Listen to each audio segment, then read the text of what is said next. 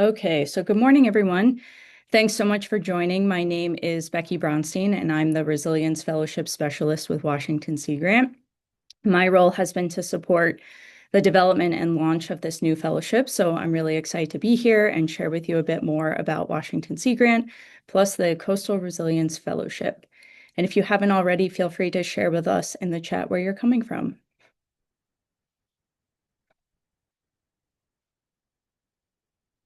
All right, I'm just letting in a couple more people. All right, welcome everyone. Okay, so today we're going to talk about Washington Sea Grant generally, who we are, what we do, and then I'll provide an overview of the Coastal Resilience Fellowship and then open up for Q&A.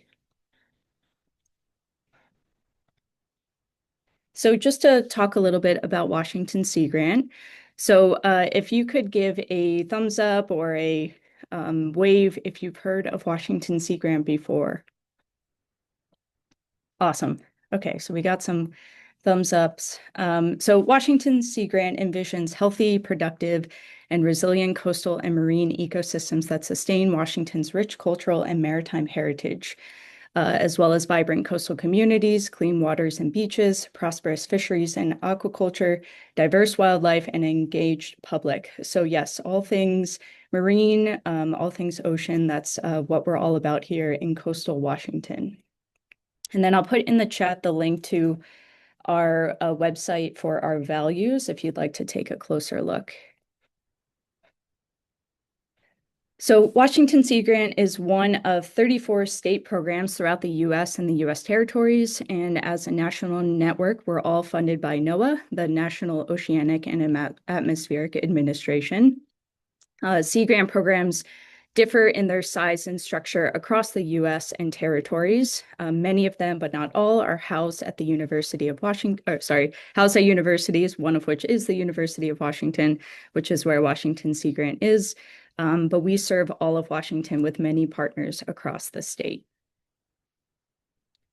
So the Sea Grant model is pictured here. We implement our NOAA funding at the state level in response to the needs of coastal communities and ecosystems. So to do this, all Sea Grant programs support these three areas of research, education, and community outreach and engagement activities. And they all align with our mission while leveraging robust and creative communication strategies to disseminate knowledge and inspire responsible use of our marine resources.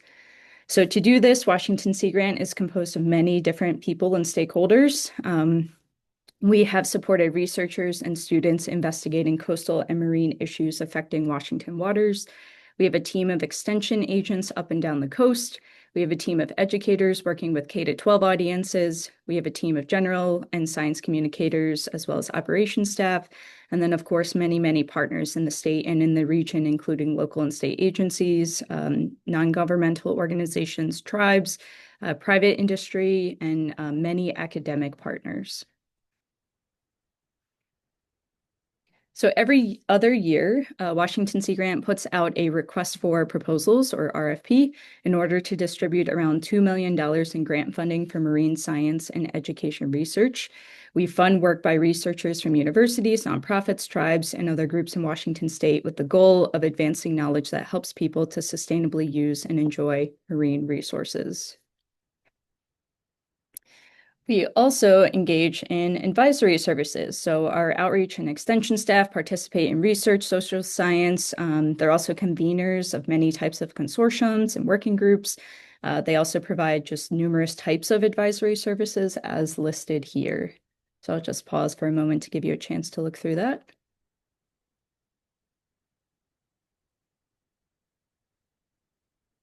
I always like that photo too. Looks fun and cold. Communications. So this is a big part of what Washington Sea Grant is about. We use print, digital, and social media platforms to distribute tons of information to diverse audiences all around the state, also within the region. And our education programs. So we have a couple different programs, some of which are pictured here. We have the Orca Bowl, which is a regional high school marine science knowledge competition that is part of the National Ocean Sciences Bowl. We have NOAA Science Camp, which is a summer camp for 11 to 13-year-olds that offer training in a range of skills reflecting broad ocean literacy principles and the scientific expertise of NOAA. And we also do curriculum development for programs like the King Tides program, which is a community science program in which local community members help scientists, local planners, and decision makers understand how sea level rise and storm surges affect our infrastructure and ecosystems. And perhaps the moment you've all been waiting for, we also have fellowships. Diving into this a little bit more, the fellowships program supports the overall Washington Sea Grant mission by providing opportunities in coastal science, management, and policy. So this overall vision of the fellowships program, which we have several fellowships that you'll see in a moment, is to build a diverse ocean workforce. And we do this by working towards increasing the number and diversity of graduates or those shifting their career who are well equipped to help address the most pressing coastal and ocean issues facing Washington and the country as a whole. So some benefits of a Sea Grant fellowship include you have access to positions, projects, spaces, and processes not typically available in an entry-level position. There's intentional mentorship focused on fellow professional development and launching your career. We have extensive networking opportunities internally at your placed host organization, as well as with project-related external partners, and of course, through Washington Sea Grant staff and our extensive in-state and national network, as well as through the most broad network of past and current fellows across the state and nation. And lastly, the fellowship also comes with dedicated professional development funds, which allows fellows to pursue additional learning and networking opportunities. And this is just a fun visual representation of just some of the people and organizations that make up the heart and soul of these fellowships. There's current and past fellows here, as well as partnering organizations, which hopefully show the array of work and experience that comes in providing a holistic, comprehensive experience for early career or shifting career professionals. So this is a way to kind of see all of the fellowships at once and how they fit within the rhythm of a given year. I've highlighted the one we're going to dig into a little bit more, which is the Coastal Resilience Fellowship. But just for your reference, here are some of the other fellowships that Washington Sea Grant offers, and we'll be happy to speak more to or direct you to other colleagues who work more closely in these fellowships. I also shared in the chat a link to our website that lists all of these fellowships and provides more information if you're interested. But that will conclude our overall Washington Sea Grant part of the presentation, and I'll jump into about the Coastal Resilience Fellowship, and then we'll be able to open it up for any questions that you might have. So to give you a broad overview of what this fellowship is about, it's for 2 years. It starts in September 2025, so then it would end in September 2027. If you're curious, we have funding for 3 cycles through the Climate Resilience Regional Challenge, which is Inflation Reduction Act funds, with the hope for this to be a permanent part of the suite of fellowship offerings at Washington Sea Grant. This is our first year doing this fellowship, which is very exciting. So this is the inaugural or pilot cohort. The spirit of the fellowship is that it's really driven by local community projects, and due to the recommendations and suggestions on ramp up to establish this fellowship as a way to honor that, we really received a lot of thoughts and feedback from the Pacific Coast. So this initial cohort will focus on geographically Washington's Pacific Coast, though future cohorts of fellows might spread throughout the other coastal communities in Washington state. And then what's also exciting about this fellowship is it's at no cost to the host organizations. So that means we're able to engage with organizations that may not have been able to host a fellow in the past because they might not have been able to support the stipend award that fellows receive that some of our other fellowships ask for. So that's just an exciting piece that we're able to nurture and further relationships with new organizations that may be looking for capacity building support for coastal resilience. Speaking of capacity building, the goals of this fellowship really fall around these 3 entities.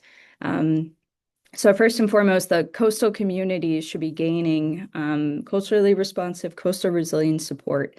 So fellows will get to provide their expertise, their lived, their learned experience to the particular project or projects that they're working on. So think of this as the actual work of the project that fellows are working on with their host organization. It's a goal that the fellow brings and contributes to those projects. Of course, the fellows are a key piece of this fellowship. So we're looking for fellows to develop their personal and professional skills for a career in coastal resilience through ongoing mentorship, professional learning activities, networking, as well as, of course, the project that they're actually working on. So it's both the project as well as all the mentorship, networking, professional learning that comes along with that. And then lastly, we see this fellowship as a great opportunity to further and nurture the relationships of the greater Coastal Resilience Network. So if you're early career or shifting career, this is an amazing opportunity to step into this network and learn about how coastal resilience looks, operates, could be in coastal Washington. So this also looks like established checkpoints between fellows and hosts to connect. It also looks like opportunities to more thoughtfully connect with other partners and have like a co-mentorship model.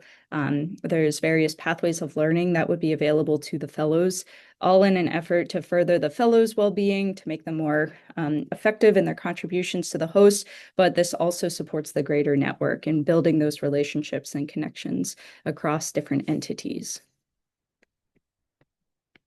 So just to give you a sense of the timeline of how this all came to be, the teal, let's call that teal. This teal color here has represented the development of the fellowship, which was from basically January to now. So that included an exploration of inaugural hosts. It looked like a landscape analysis of fellowships from across the country, as well as a deeper dive into Sea Grant fellowships.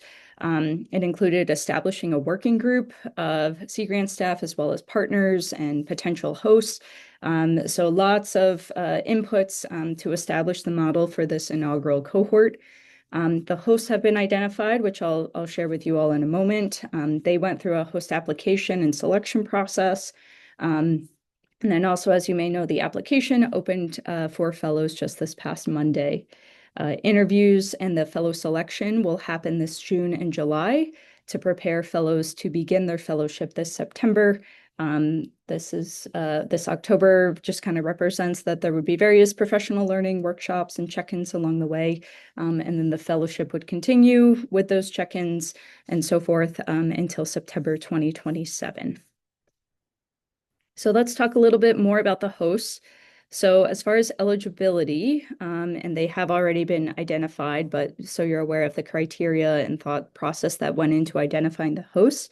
We were looking for tribes, local nonprofits, municipalities, special districts, conservation districts, and other local entities working on projects focused on coastal resilience. So you'll notice, at least for this inaugural cohort, and I suspect as part of the spirit of the fellowship, what's not here are federal or state entities. We're looking for local entities and tribes to really build capacity around coastal resilience. And then, as mentioned, this first cohort will geographically focus on the Pacific coast. As far as the host selection criteria, these are some of the things that we looked for. So we wanted to see that the fellowship and mentorship opportunity would make a positive impact for the coastal communities and the fellow, so that the project ideas or the opportunity idea was really something that could contribute in a positive way. As mentioned again, we wanted to focus on the Pacific coast, so that was an important selection criteria for us. We were also looking for like the educational or PD, professional development opportunities for the fellow that could come from the host directly. Sea Grant and partners will be providing those various opportunities, but it's also powerful and special and important to hear, understand that, feel that, learn from the actual host organization that the fellow is becoming integrated with. And then lastly, of course, we wanted to make sure that the project was aligned with Washington Sea Grant's goals and values. As far as expectations for the host, they will be a part of the matching process between the fellow and the host organization. They will have a big role around onboarding for the fellow's successful onboarding to the host organization. They will, of course, be a part of ongoing check-ins and project support. So this is really the bulk of their role, that they're supporting the fellow in the projects. As mentioned, they will support professional development. And then we also hope to integrate reflection time throughout the fellowship experience, but especially at the end. So the fellow feels that they have a pretty synthesized experience as they go on to their next chapter. So our host organizations, if you haven't seen these already, these are the 5 inaugural hosts for the Coastal Resilience Fellowship. You'll notice that the first one is actually a co-host between the Chinook Indian Nation and the Columbia Land Trust. We also have the North Olympic Development Council, which is an economic development district based in the Upper Olympic Peninsula. That's across Jefferson and Clallam County. We have the Pacific Conservation District, along with Shoalwater Bay Indian Tribe, which are in Southwest Washington, and the Quinault Indian Nation, which you might say is more central coast for Washington. Each of these hosts have or are closely finalizing their position descriptions. These are all posted on the website or will soon be posted on the website. I strongly recommend reviewing these descriptions. And if you have any questions, you're more than welcome to reach out to me. But this will really be a guide of the types of positions that would be available to fellows. So before submitting your application, certainly you'd want to make sure you review these descriptions to make sure you understand what might be anticipated in that particular position. Okay, I know there's a lot of talking, but we're almost at the Q&A time. Fellow applicant eligibility. So this is an important piece that we've spent a lot of time discussing, but for this Coastal Resilience Fellowship, we feel that it's really important for fellows to live in or be close to the host communities where they are placed, which will all be in Western Washington. So with this in mind, applicants who currently reside at the time of submitting their application in Washington or live in the Pacific region, which includes Oregon, Alaska, California, Hawaii, and Guam, will be given priority. These states all have Sea Grant programs, so this is an opportunity to practice connection and reciprocity with these particular programs, so that's why it's in those locations. And then we're also looking for applicants who graduated from a Washington State high school, community college, technical college, or university.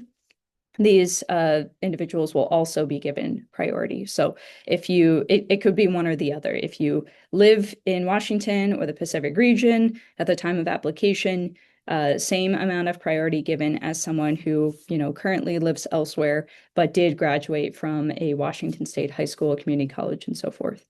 And we recognize there may be many scenarios and circumstances where applicants may still be quite competitive and don't meet these criteria.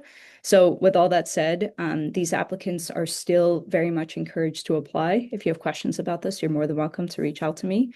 But this is just a way for us to further ensure that applicants have some amount of understanding and experience with the communities we hope they will be working with.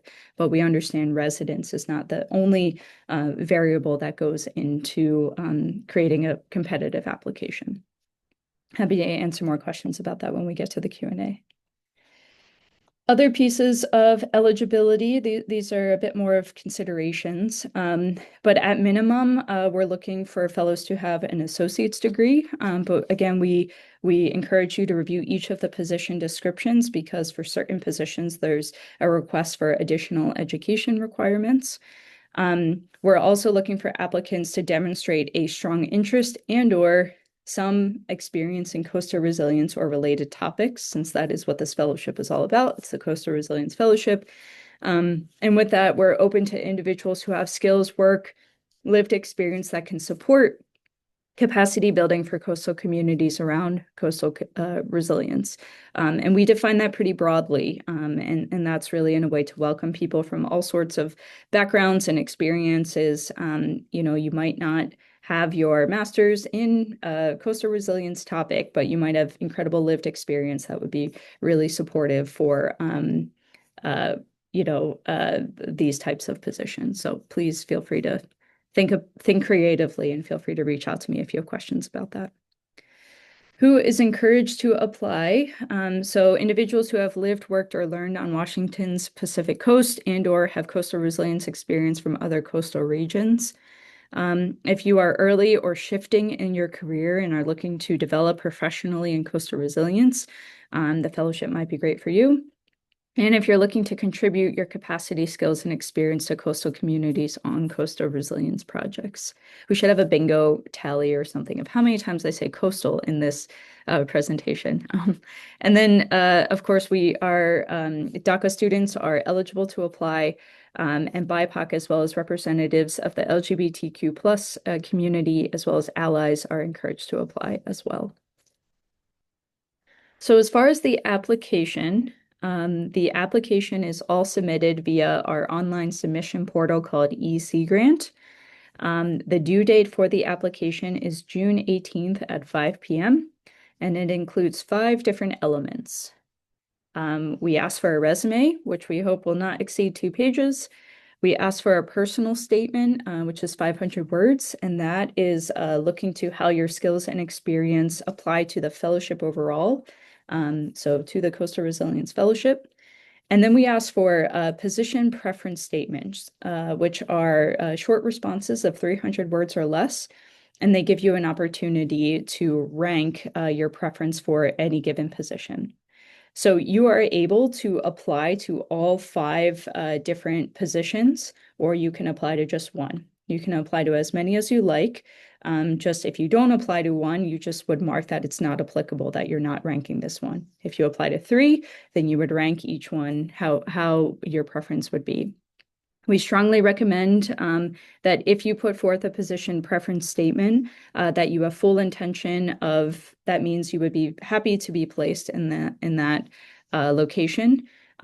So meaning if there was a geographic location that might be more challenging or is impossible for you, you don't have to think that just because you don't put in your position preference, that doesn't make you less likely to be selected as a fellow. So what's most important is that you're putting forth position preferences of places that you would actually be interested in pursuing a fellowship with. It does not make you more competitive if you fill out all 5. The 2 other elements of the application, as a way to hopefully be more accessible and approachable, instead of reference letters, we're asking for reference forms. So this is a template, a downloadable template that you would input contact information for 2 references, and it will send that template off to your referees. They would simply download, fill out, it's about 5 questions, and upload back to EC Grant. As an applicant, you do not have access to that process. All you have to do is send along the contact information, and your referees will take it from there. We actually put this element of the application first in EC Grant, just as a reminder for you to, send that off as soon as you can when you start the application. So the person sending along your reference will have the most time as they can to fill that out for you. And again, hopefully it's a bit more accessible as a form rather than a letter. And then the last element we look for is copies of any transcripts. So for undergraduate, or if applicable, your graduate student transcripts. This is required just to confirm eligibility. It is not anything that will be moving through to see your grades for any particular class. So not factored into the selection process, just a piece of eligibility. Selection criteria. So these are all listed on our website for your reference, but just to spend a little bit of time in what the review team will be looking for in an application. So we're looking for how this fellowship would support your career pathway and further your development as a professional. So how can this further you personally, professionally, ideally in the coastal resilience space? How has your past experience, your lived, learned, work experience, how will that equip you to support coastal communities? How have you shown, or how might you show interest in working with a variety of stakeholders? And considering the host that we have, how is this an understanding or a willingness to learn of varied governance structures and relevant policies? We're also looking for strong communication skills. We're looking for, and this might come through in something like your resume, relevant employment, volunteer, extracurricular activities, and/or lived experience that all apply to the fellowship. Of course, we're looking for alignment and relevance of skills and experience to the preferred positions. So when you get to that preferred preference statements for the positions, how does that relate to your experience or your interests? And then lastly, we're looking for support from those two references, which again, you won't have access to, but ideally you'll be reaching out to folks who can speak to your skills, your experience, and how that relates to this fellowship. And one additional piece about the reference forms, we're looking for you to share with us at least one of the forms for someone who has supervised you in either a professional or academic role. So this can be an employer, it could be a work manager, it could be an academic advisor, a research mentor, or someone similar. And then the other one's up to you. We just strongly encourage you to think about someone still in that space of like work or maybe a past academic person. We're not looking for a family member or a personal friend, but we give that to you all to and defer to who you think might be most relevant to share with you about how awesome you are. Okay, some key dates here. So just for your reference, the host applications went through in April. The hosts were identified a couple weeks ago, and now the fellow application is open. That was of this past Monday. The application will close on June 18th, and then the fellow interviews will happen the week of July 7th. Strongly encourage you to hold July 8th to 10th. Hopefully, if you're selected for an interview, the host will be joining these interviews, so that's also an opportunity to interact with them. We then plan to share with fellows, with the finalists in mid-July to prepare for the fellowship to begin in mid-September. And then exciting this year, as part of the first week of the fellowship, we will be holding an in-person orientation and learning institute at a location altogether. It's looking like it will be on the Olympic Peninsula and will include lots of cool field experiences and opportunities for additional professional learning, as well as general bonding and camaraderie and cohort building. So it should be a cool way to start off the fellowship. And with that, I'm very happy to open it up for questions. Thank you so much.